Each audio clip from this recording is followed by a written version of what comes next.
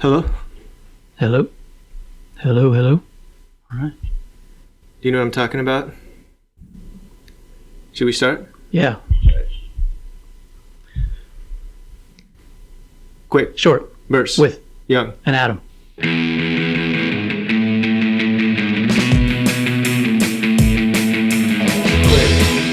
short, verse, Adam and Young. Quick, short, verse, Young and Adam. Quick, short, verse. Quick, short, verse. Quick, short, verse, Adam and Young.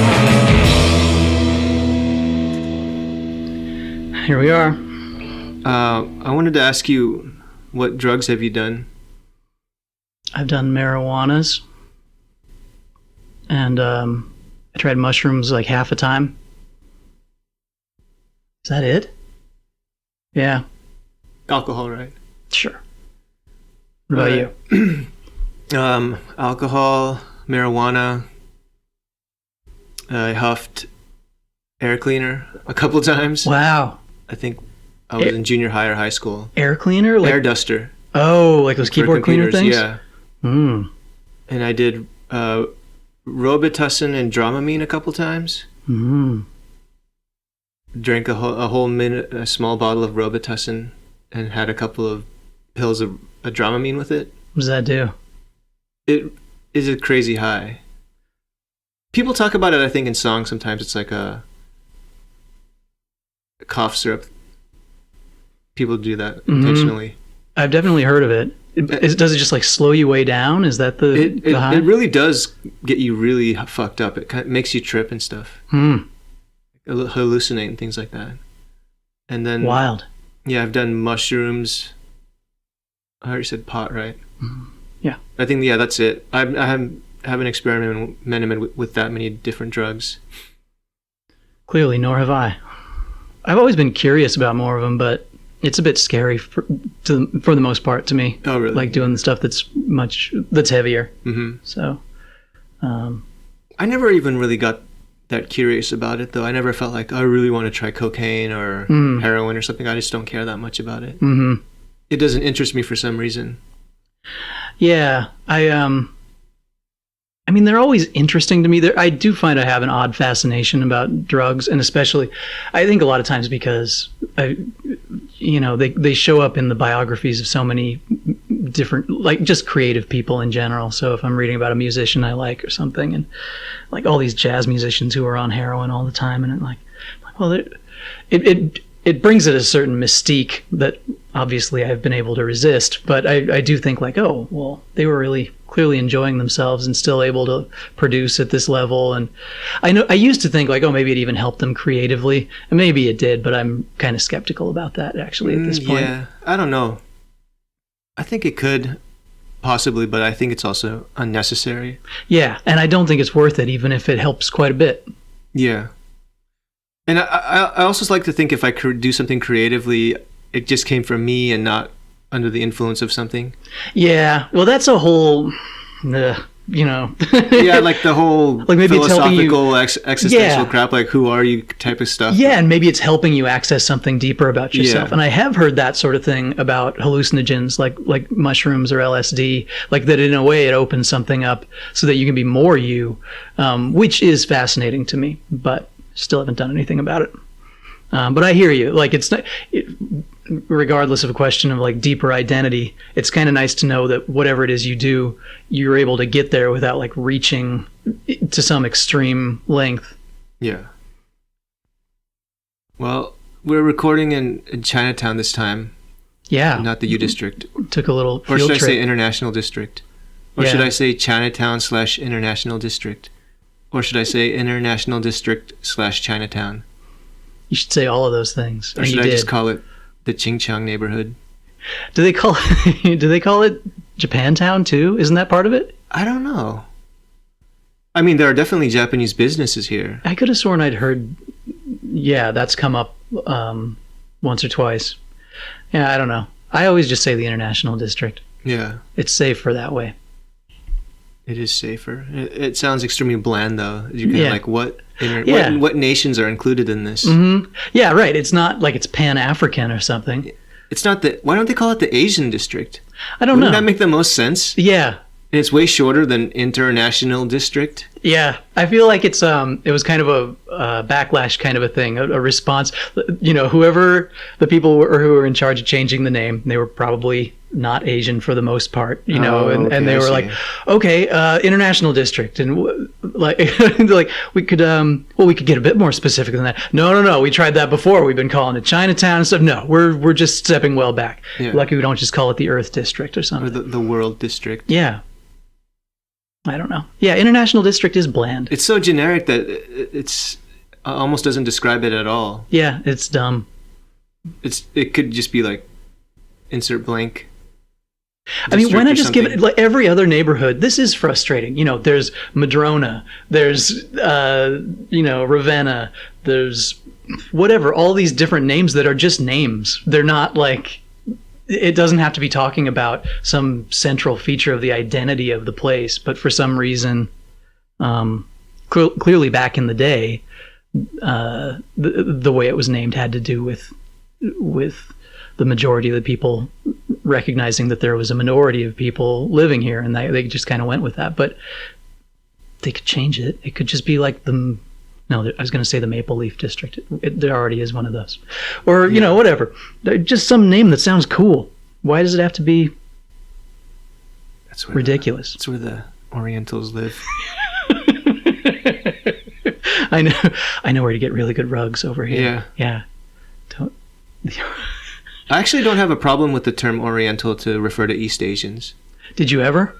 I never did. I don't know why some people do. I think it's a good way to distinguish between Western Asians, like the ones near Europe, and East Asians. Yeah. I could see I that see argument. no problem with it at all. I mean, I'm not offended by it. Maybe some Asian people are, and I don't speak for them, but Of course. myself, I don't mind it. It seems like my take on it, and I'd love to hear what you think about it, but it seems like a lot of times there's kind of there's just legacy connotations that come along with any of those terms. And so Oriental was used for like decades. I don't know when that came into vogue. Do you? I don't know. I mean, I don't know when it started. But it went for a long time, and I think, I don't know, like I hear it, one of the first things I picture is like kind of a redneck saying like, yeah, he was an Oriental guy, you know, or whatever. And I could see being an Asian person and just kind of being tired of people referring to you that way, even, you know, whether it's meant respectfully or not. Well, I don't know. Just the way the tone of is what matters. Even when some people say Chinese, it just doesn't sound right. That's like true. Chinese people. Yeah. They have this weird, like, hateful twang to it that comes out, like when Donald That's a good Trump point. says it. Exactly. That's what I was thinking. China. Yeah. Yeah, like he's trying to, like it hurts to get it out of his mouth or something. Yeah. But yeah, the argument against it is that it refers to objects, maybe, or that it. But I mean, you could use Asian to refer to objects too. It's an Asian vase or something. I don't think it's been a completely rational argument. I think it's just been that from when I've heard people make that argument, it just seems like there's definitely some emotion that's buried in there that's kind of driving that. Yeah. There's too much, but Asia's so general. It covers everywhere from, you know, the Near East, which is like the Middle East, all the way to Japan, right? All the way down to Indonesia. Yeah. It's just such a huge part of the world. Yeah. Well, and nobody's calling Russians Asians. You know, I don't think anybody does that. Yeah. Right? So it's still... They're on the Asian continent. There's this kind of... I mean, again, it's kind of like that... what did you call it? Like high context versus low context language? Like there's a lot of buried meaning in there. We say Asian, but you know what we really mean. Yeah. Like, and rather than there being precision to what you're saying, it's just kind of...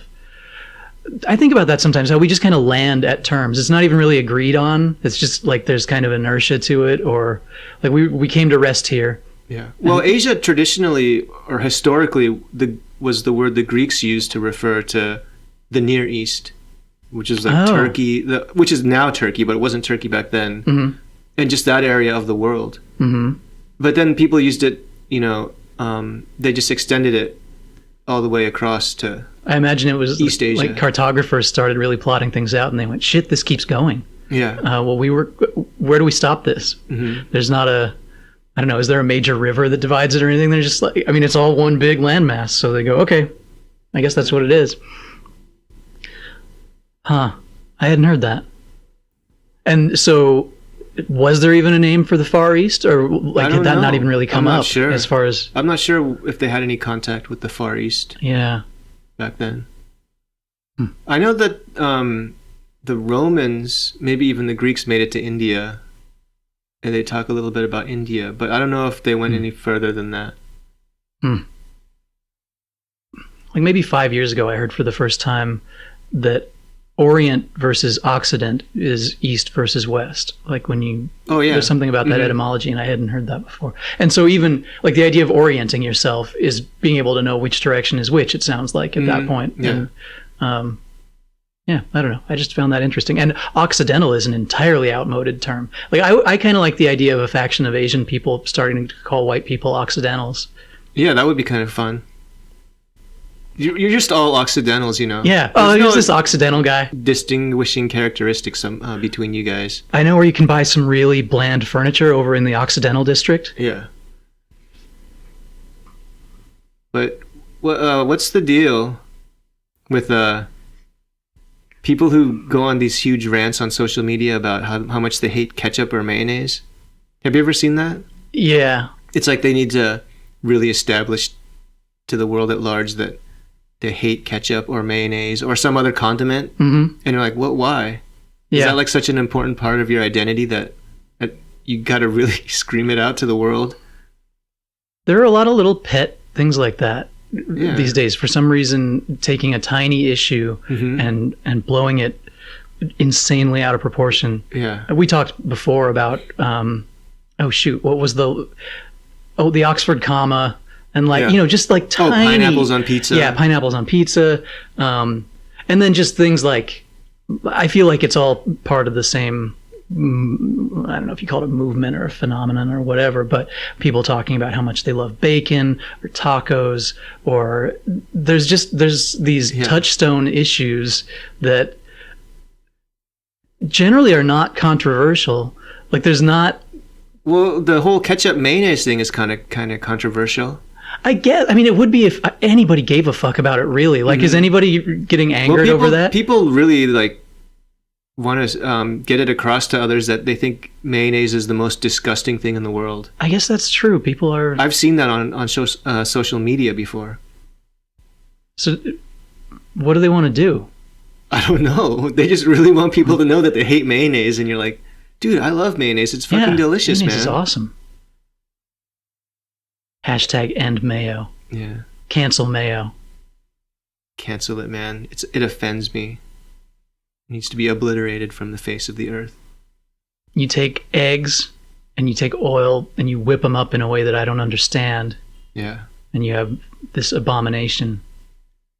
I could see really processed mayonnaise with lots of like oil in it as being kind of gross. That's not very natural, you know what I mean? Doesn't have much egg in it, and it's mostly just some kind of weird oil that's processed in a plant somewhere. Whatever the cheapest oil was that they could get. Yeah, that sounds gross, but if you get good mayonnaise... What's your favorite mayonnaise? Do you have one? Well, lately it's the organic mayonnaise at Trader Joe's. Oh. That stuff is really good. What about the Kewpie doll mayonnaise? That stuff's pretty good too. I really like that bottle.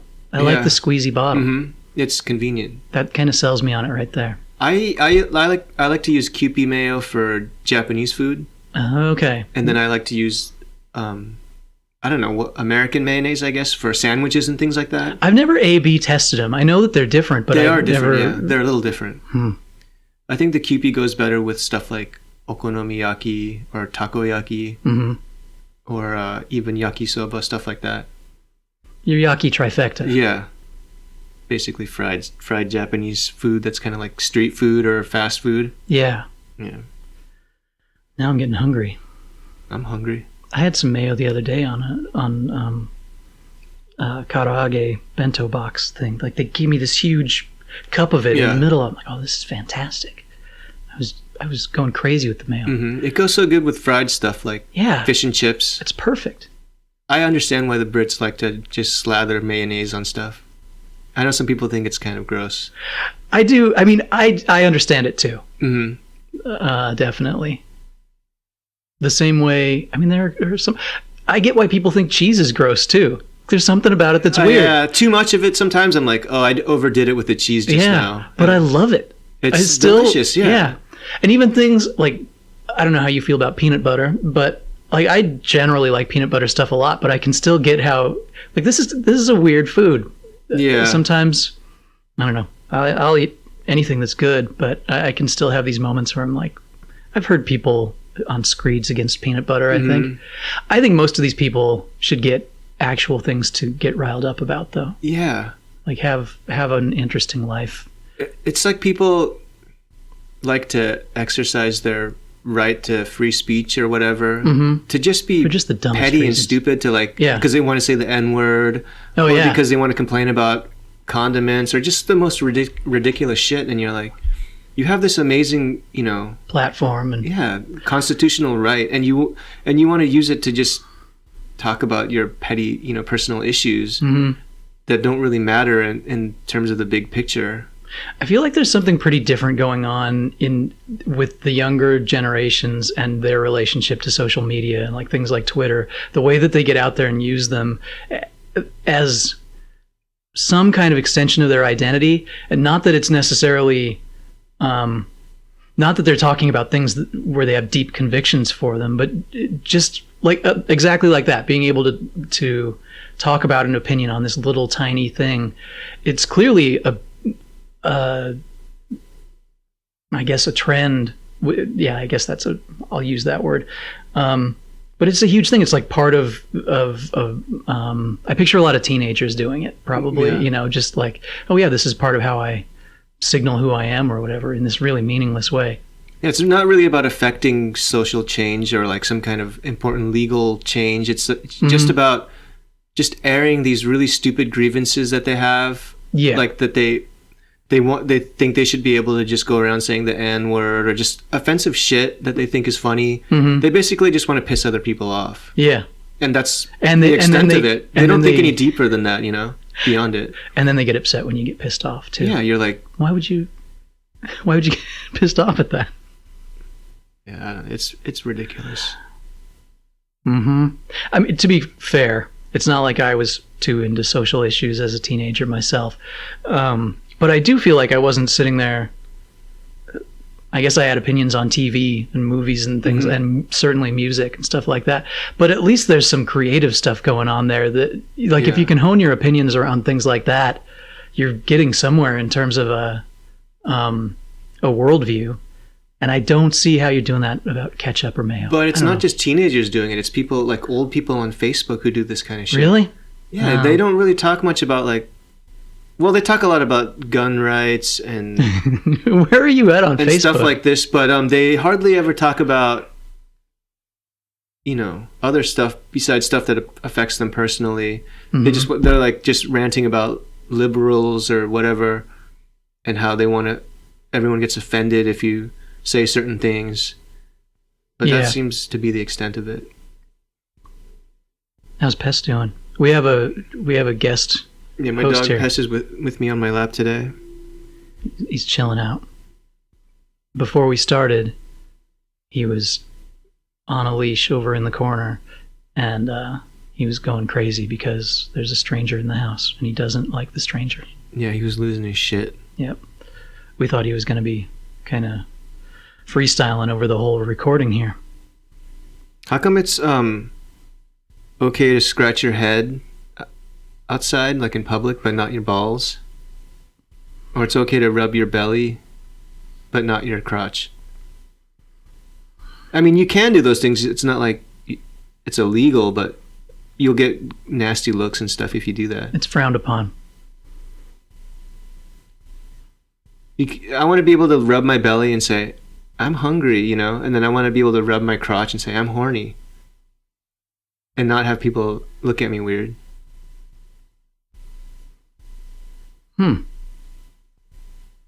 What do you think of that? Is that weird? I'm thinking of the context in which, like, why you would like the right to talk about being horny out on the street. Or why not? People express all kinds of emotions and feelings. Yeah. They're like, I think that's stupid, or I'm hungry, or I'm thirsty, or I need to use the restroom. Why can't you say, I'm horny? It's just something that you... Is that how you would say it? Yeah, I'm horny. My voice would get really high-pitched. No, I would just be like, I'm horny right now, and I would rub my crotch. I've never heard you talk like this. Like with this... It's because we're not allowed to. No, not the words, the pitch. What do you mean? Every time you say horny, you jump up 3 octaves. No, it's not 3 octaves. You're fucking exaggerating, dude. We'll run the analysis out on the recording later. Okay, let me say it again. What I want to hear this time I'm horny. Thank you. I'm so horny. Yeah. That was better. I could just about fuck anything right now. As long as it's legal. Nothing illegal. I wouldn't fuck stuff that's illegal to fuck. So you have just legal stuff. This whiskey-soaked baritone of a disclaimer every time you talk about being horny in public? Yeah. That's probably a good policy. It's the world we live in. Mm-hmm. You're right, though. And another thing. Oh, shit. I'm sorry. And another thing. Would you rather have a micro penis and elephantiasis of the balls, or would you rather have a really big dick and little pea-sized balls? I gotta add another thing to this. Please. So if you have the micro penis and the huge balls, it feels amazing when you come. But when you have the huge dick and the little tiny pea-sized balls, it's like you generate so little cum that it doesn't really feel that good to come. I'm glad you added that piece. Yeah, because it's important. Yeah, that is crucial. How big of a dick are we talking about here? I don't know, it's not like too big where it would be weird. It's like just a really good sized dick. Like, yeah. I don't know. I think I'd probably do that. Even though you'd have really crappy ejaculations? Yeah. They wouldn't feel that good? Yeah. There's a lot I like about sex that's not about ejaculation, so I think I'd be okay. I guess shooting blanks or like shooting barely anything could feel pretty good. Yeah, I think so. But imagine how good it would feel if you had a little micro penis and just huge balls, and you would just shoot like the hugest loads out of this little penis. For the record, I don't think this is how it works physiologically at all. Well, yes, it does. Bigger balls equals more sperm to shoot out. The prostate plays a role too. Like, I'm pretty sure if you had balls that were that big and still a standard, like off-the-shelf prostate, that's the bottleneck there. And actually, it would probably explode with all that goo. I don't know. Would it really? I don't know. I've never experimented with running a lot of cum through a prostate. In like getting all logical about it. I think it's fun. I do really like the thought of just huge balls that never mind. I can't put it any better than you already did. That's peak young right there. Yeah. Well, it's one of those what if questions. Well, your would you rathers are would you rather? Yeah. That's would you rather this or that? Very on brand right now. Yeah. And I just wanted to share a nugget of wisdom. By all means. They say that, rubbing your nipples in circles will not make you happy. And neither will, material things. That's what they say. I've heard the second part. You've never heard the first part? No. Oh, it's pretty common saying. So is it more... At least where I'm from. More like triangles then would do it? No, just general rubbing of the nipples is not going to bring you happiness like a lot of people think. I wonder how the specificity of the circular motion found its way into that saying. I don't know. I don't think they thought about it that much when they came up with it. It was just kind of a piece of folkloric wisdom for people to follow. because that's like a common belief. It's like I'm really sad and I want to be happy, and they think that's going to solve all their problems. Yeah, just rubbing their nipples in circles, and you're like, no, that's not going to make you happy. That's not the answer to life, That's going to, at best, be a brief 5 hours of ecstasy. Yeah. And then what are you left with? Then you might get chafed after beyond that point. You say chafed, not chafed? Chafed? I think it's chafing. I think it's an often kind of thing. Yeah. I don't know. Did I say it wrong? No, that's what I mean. I think it's both. I just always find it interesting to hear what people are saying. Anyway, yeah, your nipples would be fucked. I once had a shirt that had an embroidery right there. Ooh. Right on my left nipple. Mm-hmm. I think it was a Converse shirt, and the logo was embroidered or somehow sewn in right there. And every time I wore that shirt, it would just, my left nipple would get really chafed. Damn. And I was like, fuck this shirt. I think I stopped wearing it at some point. But I was like, what a shitty placement of the logo. They weren't thinking about dude's nipples. You should have cut that part out. Or am I supposed to wear like some old man like nipple undershirt under it? Just a nipple guard. Yeah. Or just cut a hole there. Like rock that nipple loud and proud. Nipples. Since we're into sweater season now. Yeah. I'm wearing a sweater right now. But I was digging through my storage in my closet to pull out all my sweaters, and somehow I got this brown one that a moth had gotten to, it turns out. I don't know how it got to it, but so I put it on, and there's a hole where the moth got to it that's pretty much right where my right nipple is. I'm like, there's no way to work with this. I can't do this. People will think you're a perv if you wear it. Yeah. The moth did it. It wasn't me. Yeah. Sure. Blame it on the moth. But I did put it on. I was like, look at that. It's right there. Yeah. I'd be able to feel the wind on it and everything. You get dirty looks if you wore that out. Kind of like the same way if you rub your crotch to indicate you're horny. Yeah, if I go out there with brandishing a nipple and talking in a Minnie Mouse voice about how horny I am. It wasn't a Minnie Mouse voice. What? Oh, that wasn't about you. That's just something I would do. My nipple is exposed and I'm rubbing my crotch. I'm horny, Mickey. I'm so horny. My voice gets really deep when I'm horny. And I sound like Satan. Yeah. Satan is horny. It's all he's doing the devil's work. Remember last week I told you about how my car got fucked up by a clueless person? Mm-hmm. This week I got it taken care of over at my mechanic's, and he said it wasn't going to take too long. He kind of lied. It took longer than he said. But so when I thought he was telling the truth, I decided to just rather than like take a bus to get home while I waited or whatever, I just went down the street to a donut shop, coffee shop place that's kind of a generic bland spot, and I just holed up with my computer and my phone for a few hours and tried to take care of some work. And it was kind of hard because they were I think maybe to discourage people from making phone calls and things while they were sitting there, they were playing their music pretty loud.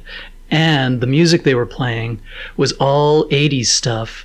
And it was making me think of a conversation you and I had over the summer where we talked about how, like on the spot with that conversation, I was thinking of how the 80s were kind of the last unique aesthetic. Like there was a whole production style, there was a like kind of a different set of rules for how things were going to sound and all of that. And that there was something really interesting about that, but that I had never appreciated it in, certainly not in the 80s and not in the 90s. Like I tried to get as far away from that stuff back then as I could. Yeah. But now I'm kind of revisiting it, and there's a lot that I appreciate about a lot of those songs. But these songs, none of them were those songs. And I realized it started sinking in with me like, oh, for all the good shit that came out of the 80s, there was just nightmarishly bad. What were they playing? I started jotting them down while they were coming over the pipe. This is under the heading 80 songs that are bad in a uniquely powerful way. And I don't know the names of all the artists, but it's a lot of one-hit wonders, so you might get it anyway. That thing, the display went to sleep. Are we okay? Yeah. Okay. 80s songs that are bad in a uniquely powerful way. Future's so bright, you gotta wear shades. Pour some sugar on me. All I need is a miracle. I'm pretty sure about this one. Video killed the radio star. That was just really bugging the shit out of me in the moment. Every rose has its thorn. That Brian Setzer throwback, Rock This Town or whatever, where it's like kind of a 80s rockabilly thing. But also, yeah, it definitely has an 80s thing going on. Goody Two Shoes and Living on a Prayer. Wow. It's like the worst of the bunch. Best selection of the worst songs they could do. Yeah, they took all of the 80s music, put it in a bucket, and then they drilled a hole in the bottom of the bucket and drained the shit off of it, and that's what they played.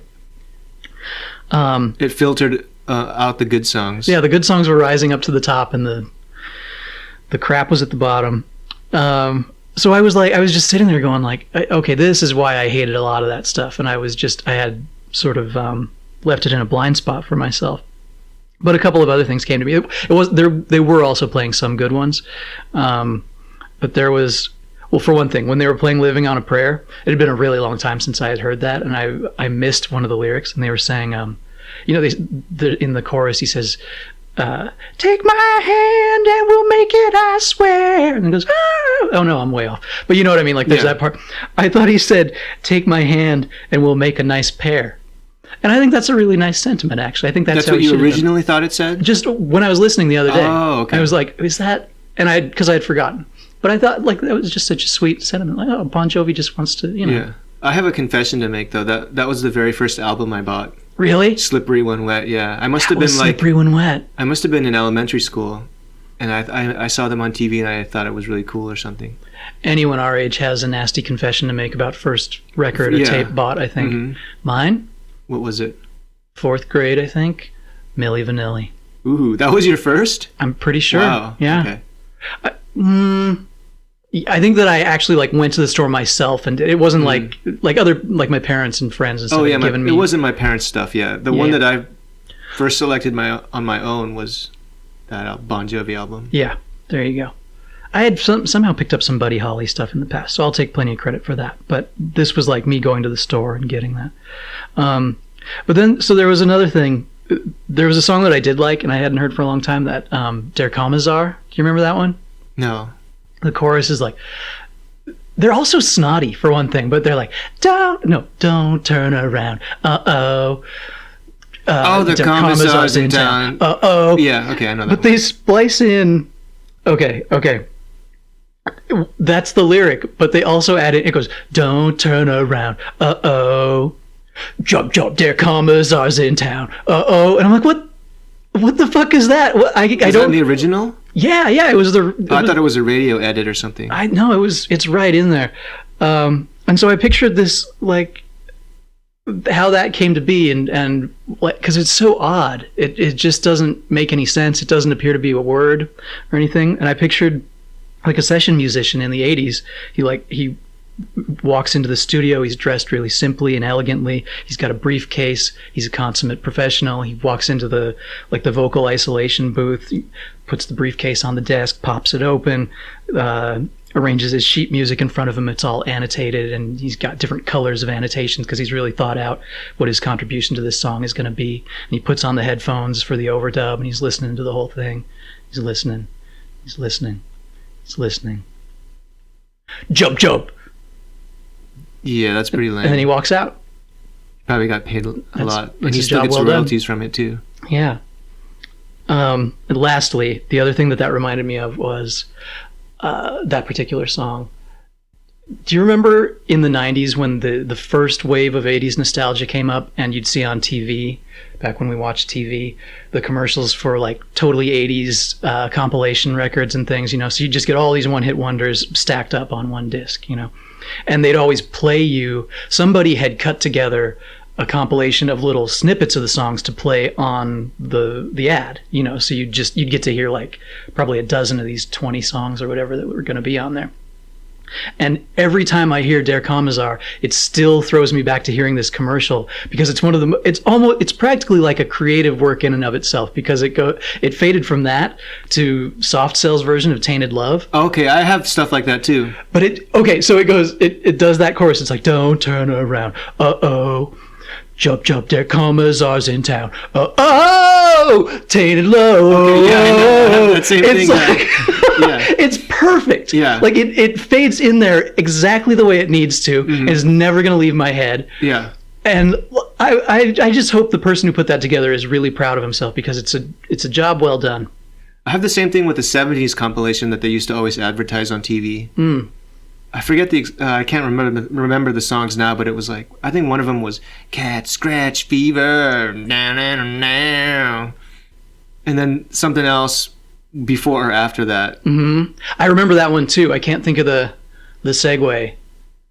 They were wild, and those things were just drilled into your head. If you were watching MTV or whatever, Yeah. it was like every break you were probably going to hear one of those. There was that one that started with Leonard Skinner. It was this like mid-30s brown-haired woman on the screen listening to it like with their headphones, and it's like the beginning of Sweet Home Alabama, and she's like mouthing, she's like, turn it up. And it always, there was so much of that. I don't think I'll ever be able to forget it as much as I might like to. Maybe it was Smoke on the Water. That was a big one too. Cat Yeah, Scratch yeah. Fever, now, Smoke on the Water. Boom, boom, boom, boom, boom. Yeah, and they That are very cheesy riff close. that everyone learns when Yeah. they first start playing guitar. Down, down, down, down, down, down, boom, boom, Yeah. boom, boom, boom, boom. It's all there. But I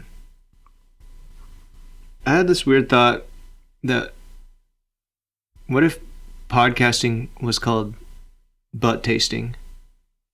It's close. But it's not called that because it wouldn't make any sense. Yeah, that's exactly why. People would be like, "What are you doing right now?" And you'd be like, "I'm butt tasting," Mm-hmm. and they would think that you're tasting a butt. Yeah. But you're like, no, I'm recording like a radio show type of thing.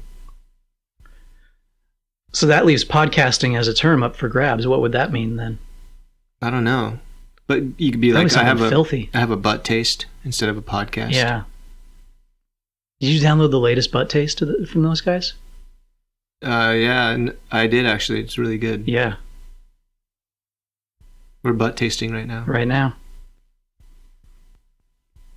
Oh yeah. Here's another thought I had.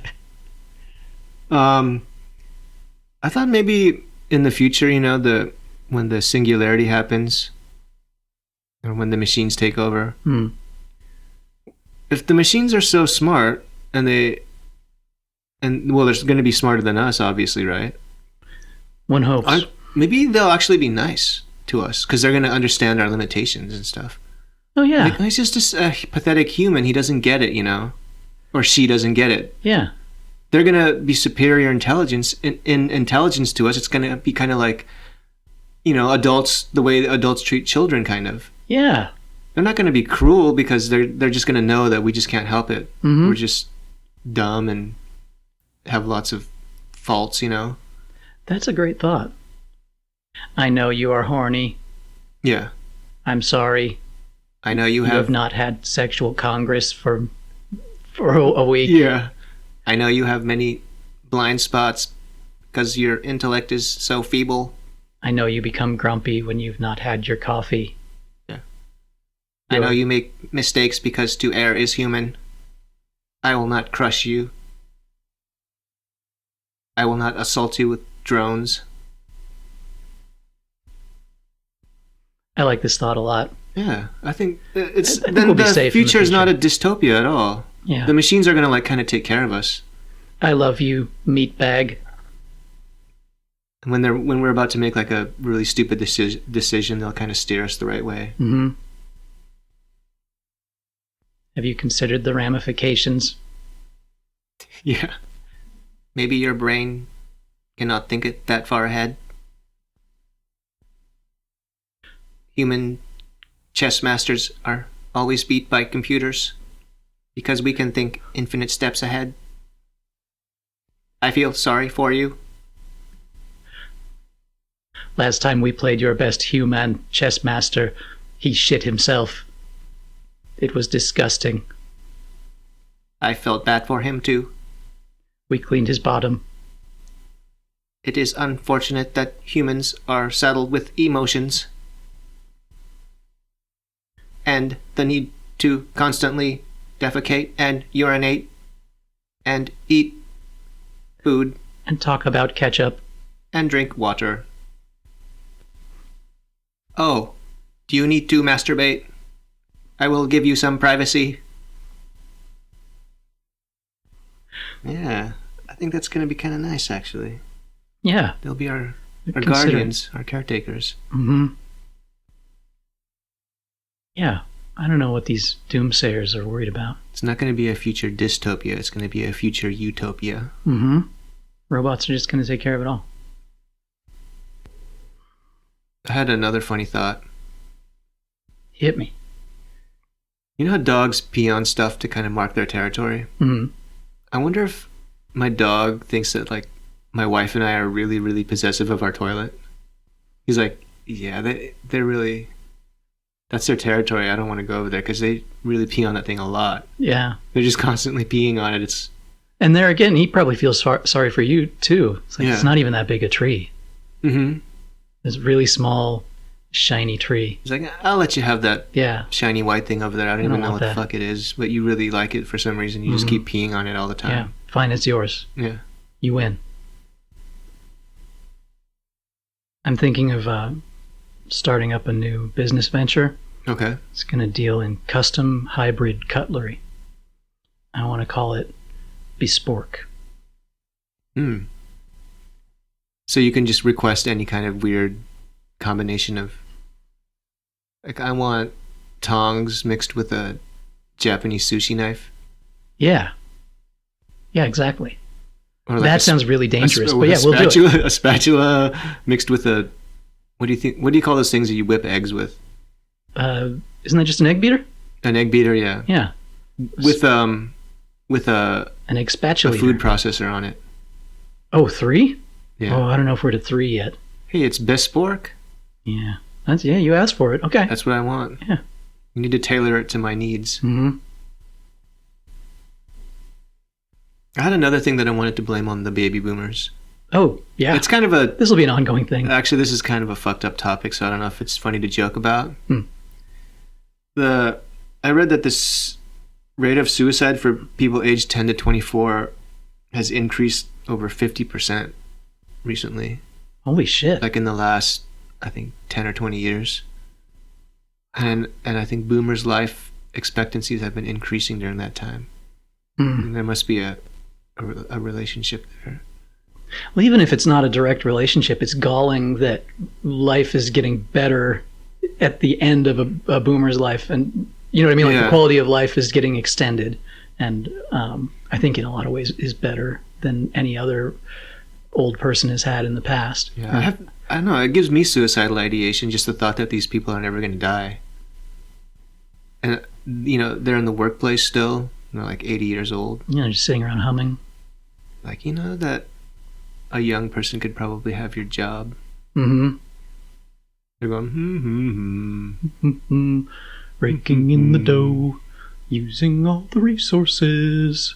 I am never gonna go because I like the attention. My opinions are important, you should listen to them. I hate all the younger generations, including Gen X, Gen Y, Millennials, and Gen Z. Brown people make me nervous. Women too. And homosexuals.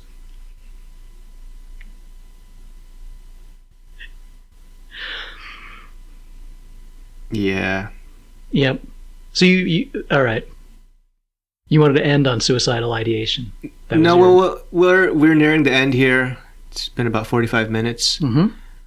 I just wanted to bring up something that ties back to what I brought up earlier about, like, rubbing your crotch to indicate you're horny. Mhm.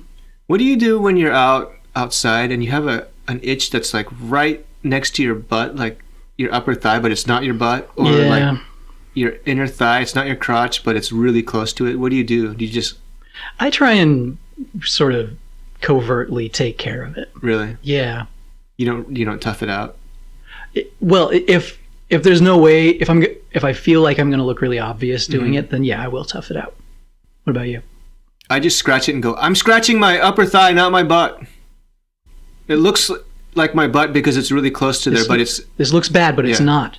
It's right past the line of butt to thigh. This is safe. Yeah. I'm upholding the contract. You know that little dimple line between your butt cheek and your thigh? Mm-hmm.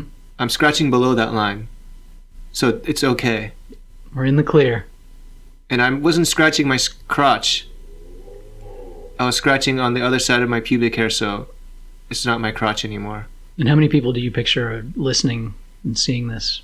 I don't know. I just do it to if someone like gives me a nasty look. Like some just pissed off person in a store. It's kind of a good icebreaker. Yeah. And then I'll smile at them and try to spark up a conversation. Nothing like smiling and a scratching. I wasn't scratching my butt. I was scratching my upper thigh. Or my upper hamstring. Would you like to go out sometime? Nice weather we're having. Yeah. Oh wow, I can't believe the price on these Doritos. They're on sale today. I'm going to scratch this area next to my crotch that's not my crotch. Can I pass you anything out of the dairy aisle with my non-scratching hand? Even my scratching hand would be okay because it didn't technically touch anything like my crotch or my butt. I did nothing wrong. I'll use my scratching hand. Is it your thigh if it's below your butt, or is it your hamstring? Is it still your thigh on the back? Yeah. Oh yeah, you could say back of your thighs, right? Mm-hmm. Okay. Yeah. I just wanted to make sure I wasn't saying the wrong part. Yeah, that's solidly thigh. And technically, since you can do that to yourself, if like someone you know is itchy there and they tell you, you could scratch it for them. Because you won't be touching their crotch or their butt. And that's all that matters. Yeah. Because why would you want to touch those parts? It's icky. Yeah. All right. Should we sign out? Yeah. Sign off? Yeah. I think we should end with bye. When we do it back and forth. All right. Yeah. Quick. Short. Burst. With. Young. And Adam. Bye. Bye.